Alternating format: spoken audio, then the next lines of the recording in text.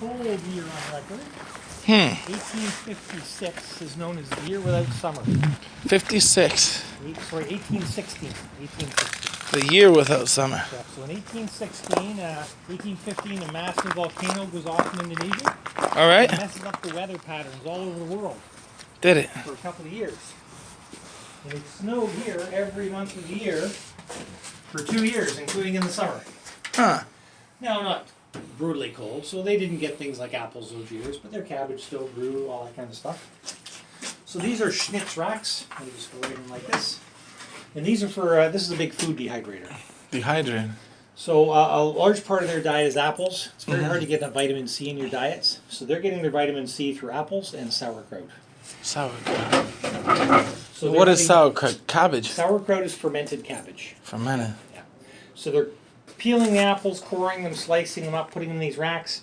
You put a little fire down there, and they're dehydrating thousands and thousands of pounds of apples every year. Because every bake day, the ladies are making, once a week, every bake day, they're making 20 pies and 20 loaves of bread. Ah. To be sold. No, that's just what the family would eat. All right. Every day? No, every Friday. But they would eat pie and bread every day. Pie and bread. In fact, they would eat pie and bread every meal. Apple pie. Yeah. That's healthy stuff. Breakfast, lunch, and dinner. You would have a big mound of sauerkraut, apple pie, some kind of smoked salted pork, rye bread with apple butter. Apple butter's like apple jam. All right. And for dessert, you'd have your apple pie. And on a good day, you had extra stuff to go with that, but that was what was always available on the table. And when the men would go down to King Street, would they be dressed as you are, or they put on different clothes, or I is would it have a about coat that on. same? All right, yeah. Put on a coat. Yeah. And like, for example, just questions of questions. You see how this is not perfectly. It's obviously worn a little. Yeah. Right.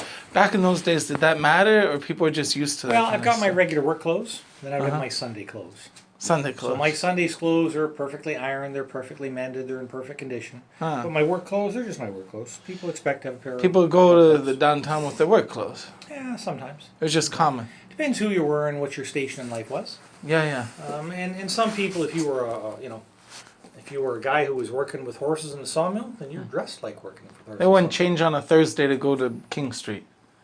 Well, King Street's just downtown. So. Yeah.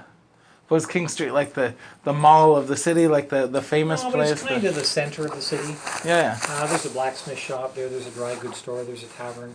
In 1856, there's 2,500 people in Berlin, so it's quite a city. So if a young lad who's 28, 25, whatever, I don't know, what year were people becoming in love and getting married? Those days? Well, if you're a Mennonite, pretty much the only acceptable place to find someone to get married to is you go to singing school on Sunday night.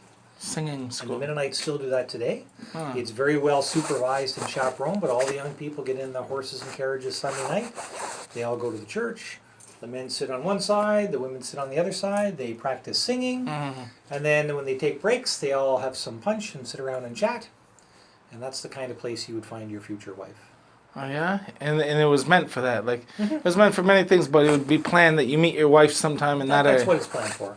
Now, we do have some information from David Joseph Schneider that's quite interesting and quite a bit different than that. When he was looking for a wife, he was kind of picky, and he went to visit all the churches.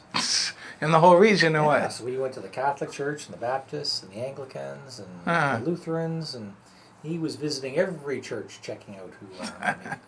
They didn't all have the sing-along, did they? No, that's very much a Mennonite thing, as far as I understand. Now, the Amish do that as well. All right.